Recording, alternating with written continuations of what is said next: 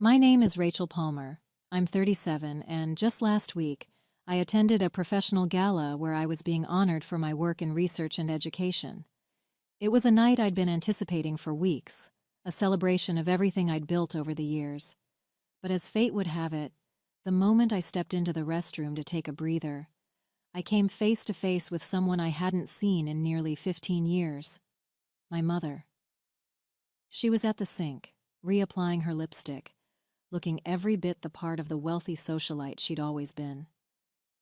For a moment, I thought maybe she wouldn't recognize me, but then her eyes flicked up to the mirror and landed on my reflection. Her hand froze mid-motion, and I saw her jaw tighten. "Rachel," she said, her voice cool and detached, like we'd just bumped into each other at a country club instead of a bathroom after 15 years of silence. "I didn't expect to see you here." I steadied myself, gripping the edge of my clutch. "I could say the same," I replied, keeping my tone even. "What brings you here?" She turned to face me, her posture as rigid as ever. "Your father and I were invited, of course. We've always been involved with organizations that support education. And you?" "I'm being honored tonight," I said, meeting her gaze. "For my work and research." Her expression barely shifted, but I caught the faintest flicker of surprise in her eyes before she masked it. "I see," she said, turning back to the mirror. "Well, I suppose everyone finds their way eventually." Her words brought me back to the day I walked out of that house for the last time. I was 19, and the years leading up to that moment hadn't been easy. In high school, I struggled with depression, but in my family, that wasn't something you admitted. "What could you possibly be sad about?" my mother had said once, her voice dripping with irritation when I tried to open up to her. "You have everything, more than most kids your age. You're just making excuses." The truth was, I'd been drowning. The pressure to be perfect, to live up to the Palmer name, was suffocating. I tried to keep up, but my grades started slipping during my junior year, and by senior year, I was barely holding on. My parents didn't see a kid who needed help. They saw a failure, an embarrassment. When I only got into a community college, my father's fury was unmatched. "This family has standards," he had said that night, pacing the living room while I stood there clutching my acceptance letter. "And you've done nothing but drag us down. You want to waste your life? Fine. But you'll do it on your own." I had been kicked out of the house. I remember the weight of that duffel bag as I left the house that night. It wasn't just filled with clothes. It held the reality of being completely on my own. My parents didn't even come to the door to say goodbye. My mother stayed seated on the couch, scrolling through her phone as if I didn't exist. My father had disappeared into his study after delivering his ultimatum. I felt invisible, discarded, like I'd never been a part of their world to begin with. For the first few weeks, I stayed with a friend, sleeping on her pull-out couch while I tried to figure out my next steps. Community college wasn't glamorous, but it felt like the only thing I could control. I worked part-time at a diner to cover tuition and rent when I finally scraped together enough to move into a tiny studio apartment. It was a grind, balancing classes, work, and the overwhelming sense of failure that clung to me like a second skin. But something about being on my own, away from their constant judgment, gave me a flicker of hope. For the first time, I could breathe, even if the air felt thin. My first year at community college was a blur of late-night study sessions and endless shifts at the diner. I'd decided to study chemistry, partly because I genuinely enjoyed it, and partly because I wanted to prove to myself, and maybe even to them, that I could excel in something challenging. It wasn't easy. My high school grades had been mediocre at best, and I felt like I was starting from behind compared to my classmates. But for the first time in years, I wasn't under the crushing weight of their expectations. I could just focus on learning. I still remember my first chemistry exam. I'd spent weeks preparing, going over every formula, every reaction, until I could practically recite them in my sleep. When the professor handed back the graded tests, I was terrified to look. But there it was, a 92%. I nearly cried, right there in the middle of the classroom. It wasn't perfect, but it was mine. I'd earned it. It felt like the first small step toward rebuilding myself after everything had fallen apart. Over the years, I evolved in ways I never expected. College wasn't easy, but I had learned how to work for what I wanted, and the more I gave, the more I saw myself grow. By the time I finished my associate's degree, I wasn't just a student anymore. I was someone who had learned how to fight for her place in the world. I transferred to a 4-year university, and while I still faced obstacles, I had learned how to push through them. The shy, insecure girl who barely got by in high school had become someone who could stand in front of a class, explain complex concepts, and hold her own. Chemistry, once a challenge, became my passion. I didn't just want to pass anymore. I wanted to excel, to prove that I wasn't the failure they thought I was.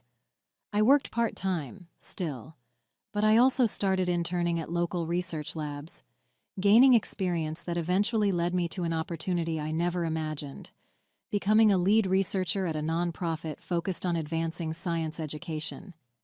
It wasn't just a job. It was my way of giving back, of creating a space where other kids, the ones who were told they weren't good enough, could find their way too. Graduating with my bachelor's degree was supposed to be a moment of triumph, but when it came time to celebrate, I realized something. My parents hadn't even called. Not to congratulate me, not to ask about my plans. Nothing. My father, the owner of a massive fertilizer company, had more money than he knew what to do with. He and my mother lived in a mansion, threw extravagant parties, and rubbed elbows with politicians and CEOs. But for all their wealth, they'd never taken an interest in me unless it was to criticize. Even after I graduated with honors, after I'd worked my ass off to get where I was, I didn't exist in their world. I was a reminder of their failure, an inconvenient blemish on their perfect lives. It stung more than I wanted to admit. I had hoped, maybe foolishly, that they'd at least acknowledge the hard work I'd put in. But they didn't. It was as if I never mattered to them, and that realization hit harder than I cared to admit. The only family member who bothered to show up at my graduation ceremony was Aunt Lydia. She was my mother's younger sister, the black sheep of the family.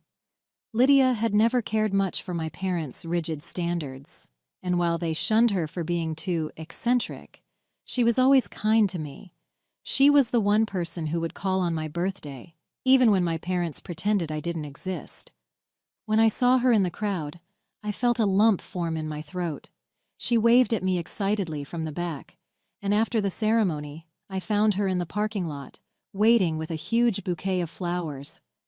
"You did it, kid," she said, pulling me into a tight hug. "I'm so proud of you." It was a small comfort, but it was something. It wasn't the cold silence I'd gotten from my parents. Aunt Lydia was the one who reminded me that family didn't have to mean perfection, that love could come from unexpected places. She didn't care that I hadn't followed the straight path they wanted for me. She cared that I had made it on my own, no matter the hurdles. A few months after graduation, I was wrapping up a research project at the university when one of my professors, Dr. Collins, pulled me aside. He was an old-school chemist, the kind who had a passion for the periodic table like it was a work of art. He'd noticed my work ethic, my persistence despite everything I'd been through. "Rachel," he said, his voice low and thoughtful, "I've been in touch with some colleagues at Oxford University. They're offering a research opportunity in environmental chemistry, and I think you'd be a perfect fit." At first I thought it was a joke. Oxford? One of the most prestigious universities in the world? Me? But Dr. Collins insisted. He told me that this wasn't just a job, it was a chance to make real contributions to the field, and that I deserved the opportunity. "Don't let fear hold you back, Rachel," he said. "You've proven yourself. Now it's time to take that next step." I applied, hesitantly at first, not fully believing it could happen. The application process was rigorous, and I wasn't sure I'd make the cut. But then, weeks later, I received an email. We are pleased to inform you that you've been awarded a research grant for your proposed work in environmental chemistry at Oxford University. I moved to England without telling anyone. Not my parents, not any of my old friends. The only person who knew was Aunt Lydia. I called her a few days before I left, and she was the one who encouraged me to go. You've worked too hard to let anything hold you back, she said. Do this for yourself, Rachel. She understood why I needed to disappear, why I needed to escape the shadows of my past and carve out a new future without anyone's expectations hanging over me. I asked Lydia not to tell anyone else where I'd gone. I didn't want them to try and find me, didn't want the weight of their judgment pulling me back. So, I left, boarding a plane to Oxford, with nothing but a backpack, and the faint hope that this could be my chance to finally become the person I always dreamed of being. I settled into a small flat in Oxford and threw myself into my work. The first few weeks were tough, the language, the culture, the isolation. But the more I immersed myself in my research, the more I felt at home. I was working on projects that mattered, things that could make a real impact on the world. The chemistry I studied was no longer just about passing exams or proving myself to my parents. It was about changing the future. As the years passed, I completed my master's degree, and then, driven by the momentum of my research, I applied for a PhD. The process was grueling, but I was determined. I had found my place at Oxford, and there was no turning back. After several years of sleepless nights and endless lab experiments, I earned my PhD, becoming a respected researcher in the field of environmental chemistry. After finishing my PhD, the next step seemed almost too surreal to grasp.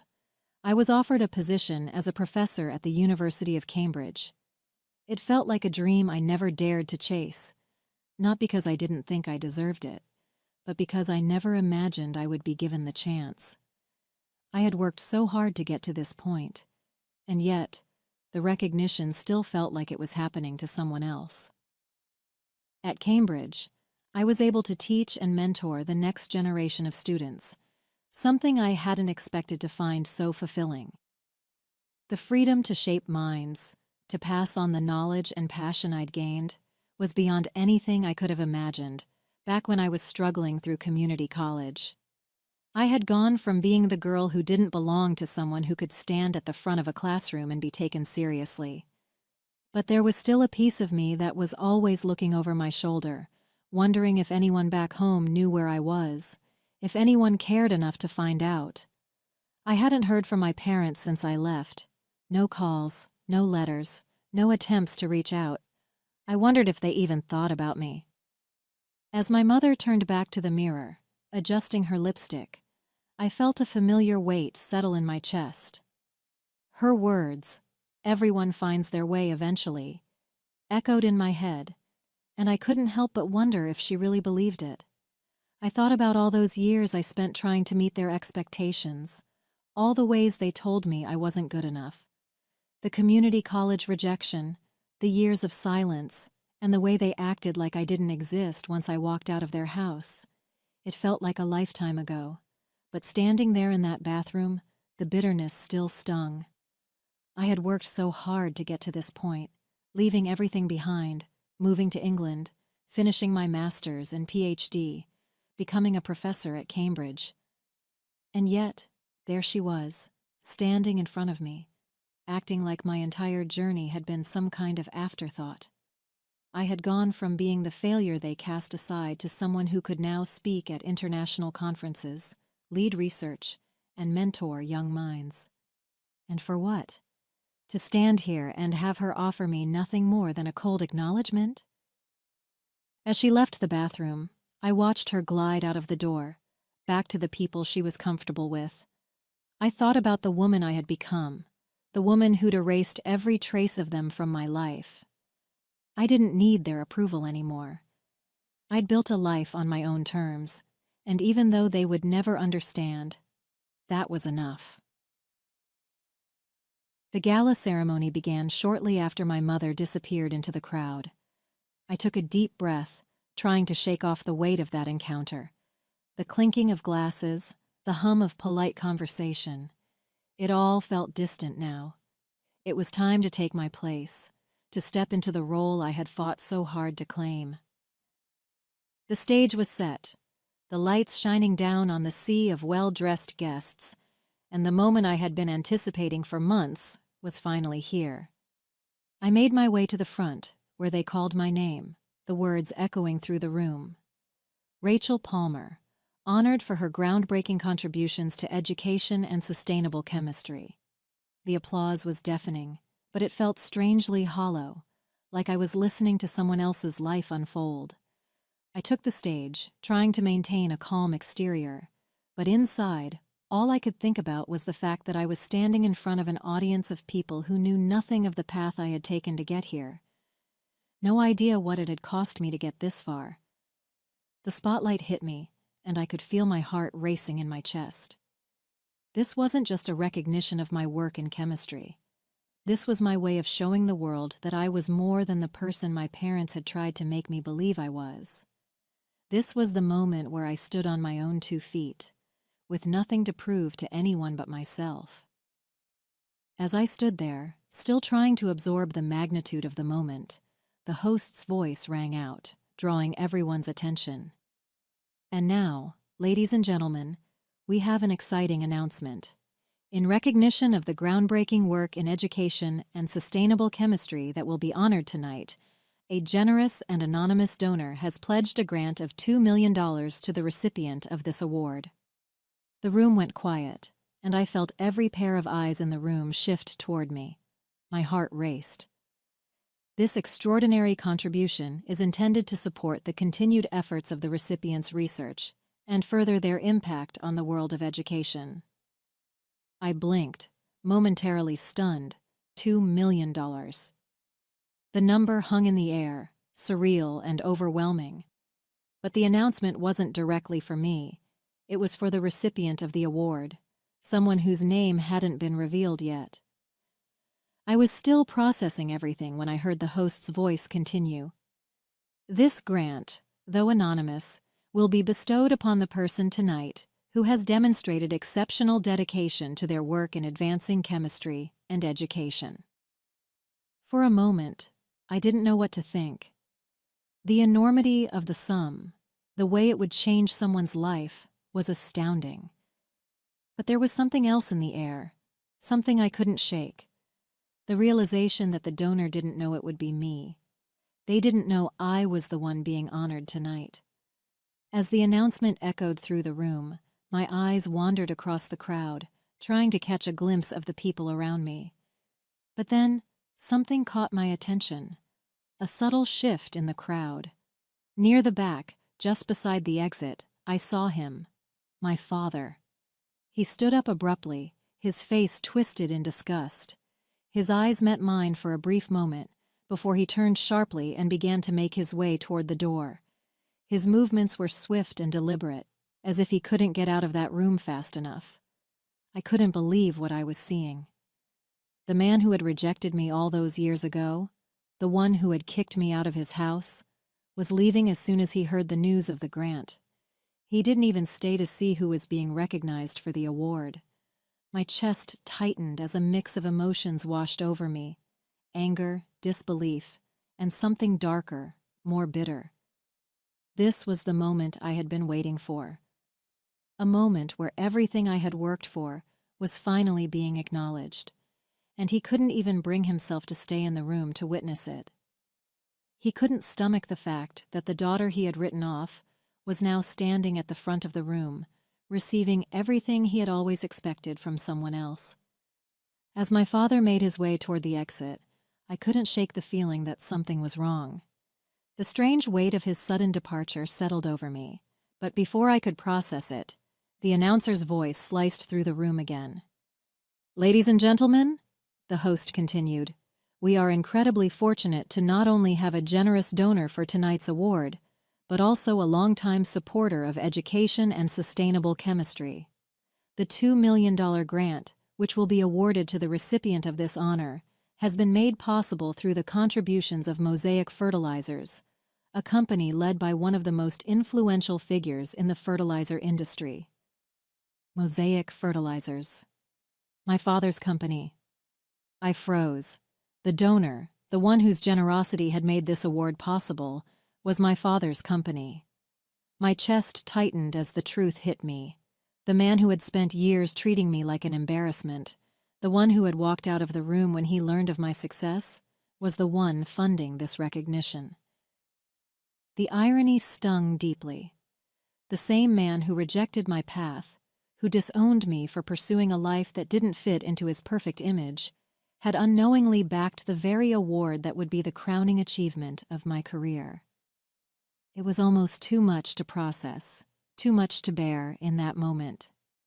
I stood there stunned as the announcer's words continued to echo in my ears. The applause around me felt distant, like I was hearing it from underwater. The weight of the grant, of everything that had just been revealed, hung heavily on me.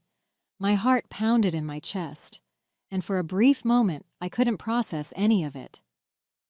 "Thank you," I managed to say into the microphone, my voice shaky but steady enough. The words felt hollow, too small for what I was feeling, but I didn't have time to think about it. I had to get out of that room. I couldn't stand there another second, basking in the recognition that felt so empty. I turned abruptly, walked off the stage, and without another glance at the audience, I bolted for the back door. My steps quickened as I made my way through the hallway, heart racing, only one thought running through my mind. My father. I knew he'd left the room. I saw him walk out, his face a mixture of disgust and something else I couldn't quite read. But he couldn't just leave, not like this, not when everything had come full circle. I couldn't let it end like this, with him walking out on the one moment that proved everything he had tried to dismiss about me. I pushed through the door leading outside, scanning the area, my breath coming in quick bursts. There he was, standing by his car, his back to me. My feet moved on their own, and before I could stop myself, I was running. "Dad!" I called out, my voice almost cracking as I rushed after him. He didn't look back at first, his shoulders stiff, but when he finally turned around, I saw the bitter expression on his face. He had that same look I remembered from all those years ago, like everything was an insult to him. "What is it now, Rachel?" he asked sharply, his voice colder than I'd ever heard it. "You think I'm going to congratulate you?" I stopped just a few feet away, my heart hammering in my chest. I knew what this was about. He had no idea who the recipient of the grant was until they called my name.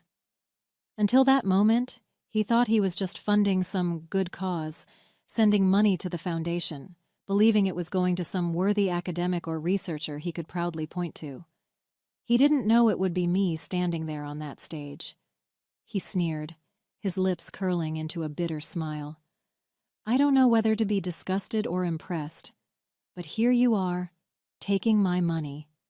I'm sure that's exactly what you wanted, right? I could see the resentment in his eyes. The grant, $2 million, had come from Mosaic Fertilizers, his company, but once the money was donated to the foundation, it was entirely out of his control. They had chosen who would receive it, and they chose me. The irony hit me like a wave.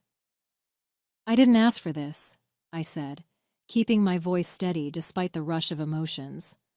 "I never asked for your money or your approval. I earned this on my own, just like everything else." His eyes darkened and he shook his head. "It doesn't change anything. You're still the failure I kicked out of my house all those years ago. No grant or award is going to change that." I felt a rush of anger, but I pushed it down. It doesn't matter what you think anymore. I've made my own life. And if that money came from you, it doesn't mean anything to me. I turned my back on him without saying another word, my heart pounding in my chest.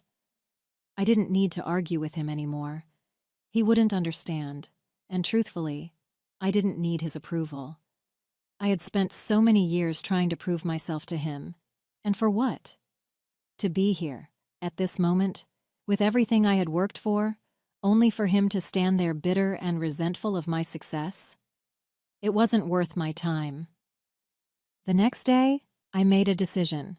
I had spent the night thinking about what the $2 million grant meant. At first, it had felt like a victory, a vindication. But by morning, that feeling had faded. It wasn't my victory. It was just another reminder of everything I had escaped. The money, tied to his company, was never going to erase the years of pain and rejection. It wasn't going to heal the part of me that he had broken when he kicked me out of the house all those years ago. So, I donated the entire sum, every last cent of it. I didn't want it. Not from him, not with the strings that came attached to it.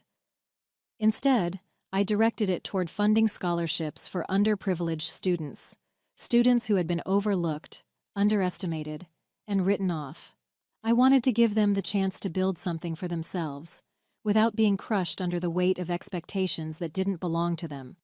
The money that had once been tied to rejection and bitterness was now part of something greater, something that would outlast the sting of my father's judgment. I felt a quiet satisfaction as I pressed the donation button. For the first time, I realized that I didn't need his money, his approval, or his recognition. I had built my own legacy, one that would live on far beyond the walls of that gala.